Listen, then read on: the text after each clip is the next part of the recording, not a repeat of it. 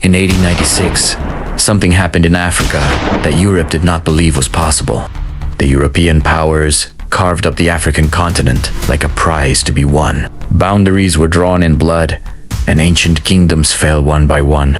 But in the highlands of East Africa, a new power was rising. Mentalik II, the astute king of Shua, ascended the imperial throne as King of Kings of Ethiopia. In 1889, seeking to secure his empire's borders, Menelik signed the Treaty of Vucali with the Kingdom of Italy. But the treaty was a Trojan horse. Article 17 had two versions. In the Amharic text, Ethiopia could choose to use Italy's diplomatic channels for foreign affairs, but in the Italian text, the word could became must. Italy declared Ethiopia a protectorate to the world, a colony by paperwork. When the deception was discovered, the Italian ambassador offered millions in bribes to accept the Italian interpretation.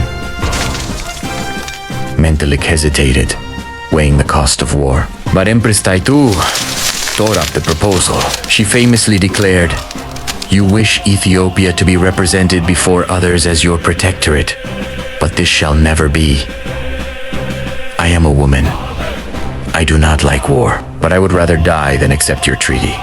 In September 1895, Menelik issued a roaring mobilization proclamation to every corner of the empire. He called upon every able-bodied Ethiopian to defend their faith, their families, and their freedom. The response was unprecedented. Across lines of ethnicity and region, the people answered as one. Empress Taitu marched at the head of her own army of thousands, managing the massive logistical nightmare of feeding a nation on the move. Meanwhile, General Oreste Baratiri led a heavily armed Italian colonial army of over 17,000 men, equipped with advanced artillery and Maxim machine guns.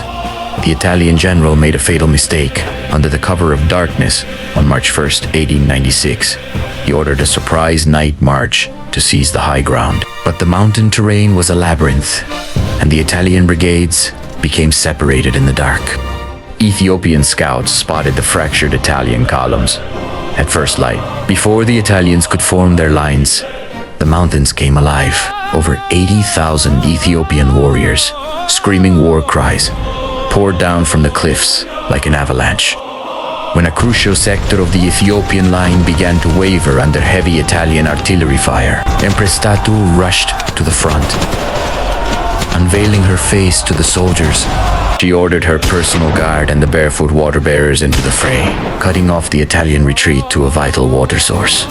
The battle devolved into brutal, close-quarters combat. The Italian formations were completely surrounded and overwhelmed by the sheer ferocity and superior tactical positioning of Menelik's forces. By noon, the Italian army was in total, disastrous retreat. General Baratiri's forces were completely shattered, leaving behind thousands of casualties and all of their artillery. Ethiopia had won a total, undeniable military victory against the European empire. Italy was forced to sign the Treaty of Addis Ababa, and recognizing the absolute independence of Ethiopia, European nations rushed to open embassies, forced to treat an African power as an equal sovereign state. The Battle of Adwa was more than an Ethiopian victory. It was a global turning point. It shattered the myth of European invincibility. Thanks for watching. Subscribe to the channel for more stories from historical reels.